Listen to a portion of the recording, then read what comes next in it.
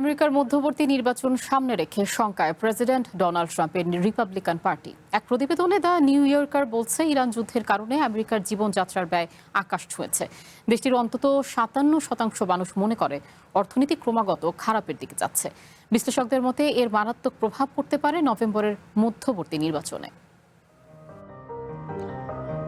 দরজায় যখন আমেরিকার মধ্যবর্তী নির্বাচন করা নাড়ছে, ঠিক তখনই প্রেসিডেন্ট ডোনাল্ড ট্রাম্পের জনপ্রিয়তায় ধস নেমেছে। এক প্রতিবেদনে নিউ ইয়র্ক ভিত্তিক সাপ্তাহিক ম্যাগাজিন দ্য নিউ ইয়র্কার বলছে, মধ্যপ্রাচ্যে ট্রাম্পের আগ্রাসী নীতি, জ্বালানি তেলের লাগামহীন মূল্যবৃদ্ধি এবং আকাশচুম্বী জীবনযাত্রার ব্যয় এর মূল কারণ। অথচ বছরের শুরুতে ভালো জিডিপি প্রবৃদ্ধির কারণে বেশ ফুরফুরে মেজাজেই ছিল হোয়াইট হাউস। কিন্তু সব হিসাব নিকাশ ওলটপালট হয়ে যায় যখন ট্রাম্প প্রশাসন ইসরায়েলের সাথে মিলে ইরানের ওপর হামলার সিদ্ধান্ত নেয়।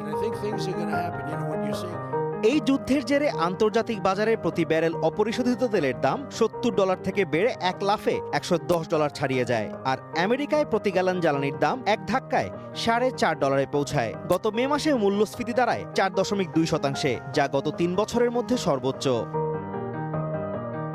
সম্প্রতি গবেষণা সংস্থা দ্য হ্যারিসের এক জরিপে দেখা গেছে 57% আমেরিকান মনে করেন দেশের অর্থনীতি দিন দিন আরও খারাপের দিকে যাচ্ছে। ট্রাম্পের অর্থনৈতিক নীতির ওপর আস্থা রেখেছে মাত্র 32% মানুষ।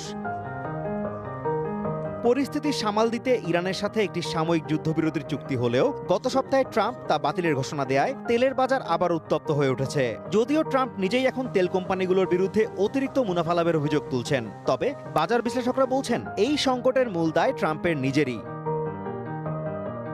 2024 সালের নির্বাচনে ট্রাম্পের জয়ের পেছনে বড় ভূমিকা ছিল জীবনযাত্রার ব্যয় কমানোর প্রতিশ্রুতি। কিন্তু হোয়াইট হাউসে ফেরার পর অপ্রয়োজনীয় যুদ্ধ শুরুর খেসারত দিতে হচ্ছে সাধারণ আমেরিকানদের। আর মাত্র 4 মাস পরের মধ্যবর্তী নির্বাচনে এই ভুলের বড় রাজনৈতিক মাসুল রিপাবলিকানদের গুনতে হতে পারে, এমনটাই আশঙ্কা বিশ্লেষকদের। Azimur Rashid Kanak, one international desk.